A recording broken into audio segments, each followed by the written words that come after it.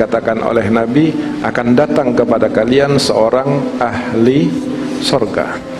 Sementara sahabat melihat dari mulai Sayyidina Abu Bakar, Sayyidina Umar, Sayyidina Uthman, Sayyidina Ali, Sayyidina Talha, Sayyidina Zubair, Sayyidina Abu Dhar, Sayyidina Bilal bin Rabah, Sayyidina Salman Al-Farisi, Al-Asharatul Mubashshara bil Jannah, dan ahli Badar, semuanya ada di sini. Kalau mereka kita sudah tahu. Beberapa sahabat Nabi yang ma'ruf terutama bahwa dia 10 orang yang dijamin masuk surga selama masih hidup, namanya sudah diketahui. Ahli Badar yang Allah katakan kepada mereka lewat lisan suci Nabi Muhammad sallallahu alaihi wasallam, "I'malu ma syi'tum fa innallaha qad ghafara lakum." Wahai orang-orang pertama, wahai pejuang-pejuang awal, wahai orang-orang yang membantu di saat diperlukannya dukungan agama sebelum agama ini luas, dan yang mengikuti perang Badar pada saat itu, if'alu ma syi'tum, kata Allah, kerjakan apa yang ingin kalian kerjakan, mau apa saja silahkan, tapi sesungguhnya Allah telah mengampuni dosa kalian.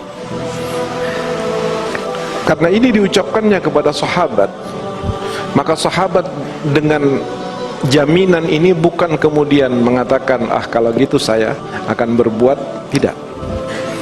Justru dengan jaminan ini sahabat radhiyallahu ta'ala anhum isdada hubban wa syauqan lillah wa ta'ziman li amrillah. Ini bedanya orang-orang terhormat yang beriman kepada Allah. Ketika mereka mendapatkan bisyarah tentang kemuliaan, bukan berarti kemudian mereka santai, tetapi ulama mengatakan antara sebelum Allah Subhanahu wa taala lewat lisan nabinya mengatakan i'malu ma syi'tum fa innallaha qad ghafara lakum, dengan kondisi setelah diucapkan itu, kami tidak melihat ahli Badar kecuali sajjad, bakka, sawam, munfikun. Begitu dikatakan oleh Nabi, kalian mau ngerjakan apa? Kata Allah, kerjakan silakan, tapi dosa kalian sudah diampuni semuanya oleh Allah. Maka setelah mendengar itu, sahabat-sahabat ahli Badar tidak ada dari mereka kecuali bertambah tangisnya, bertambah sujudnya, bertambah puasanya, dan bertambah infak dari hartanya. Ahli Badar pada saat itu ada. Lalu siapa ini orang yang akan datang yang dikatakan oleh Nabi sebagai ahli surga? Tiba-tiba datanglah seseorang yang tidak dikenal. Dia masuk ke masjid dengan bekas wudhu di jenggotnya.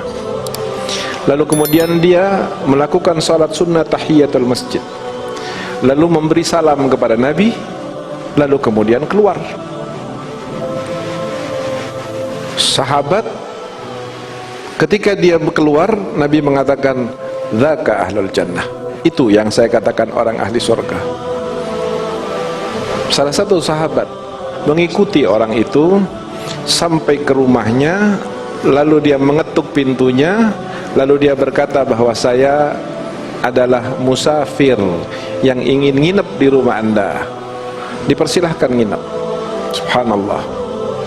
Begitu dilihat ini orang ahli surga, maka timbul inisiatif baik dari sahabat untuk menggali siapa orang ini dan apa perbuatannya. 3 hari 3 malam diperhatikan. Mungkin amalannya kayak antum, salat berjamaah, pada waktu baca Quran, berdagang di pasar,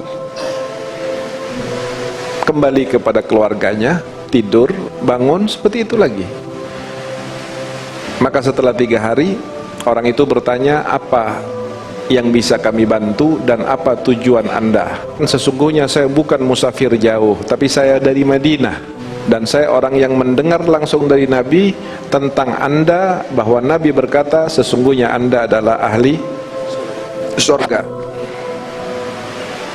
Yang ingin saya tanyakan, apa amalan Anda sampai Nabi mengatakan Anda ahli surga?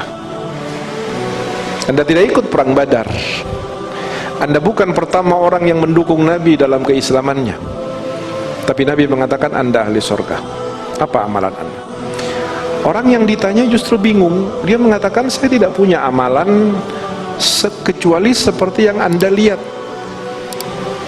Ini ada salatnya, salat sunnahnya, ada bacaan Qur'annya, tapi tidak istimewa. Sisanya saya ke pasar, silaturahmi, dan seterusnya. Sebutkan lagi, tolong perjelas lagi, lebih detail apa yang Anda kerjakan. Dia bilang tidak ada. Tolong ingat-ingat lagi. Dia kemudian berkata, ada satu yang belum saya katakan kepada Anda. Apa itu? Kalau saya mau tidur, ketika saya sudah mau berbaring, saya muhasabah dari mulai pagi saya bangun sampai saya mau tidur ini, apa yang saya kerjakan? Kalau saya mendapati dosa kepada Allah, saya istighfar.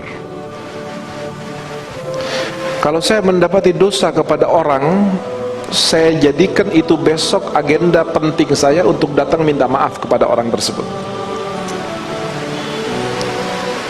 Dan seandainya ada orang yang hari itu bersalah kepada saya, sebelum dia minta maaf, saya sudah maafkan.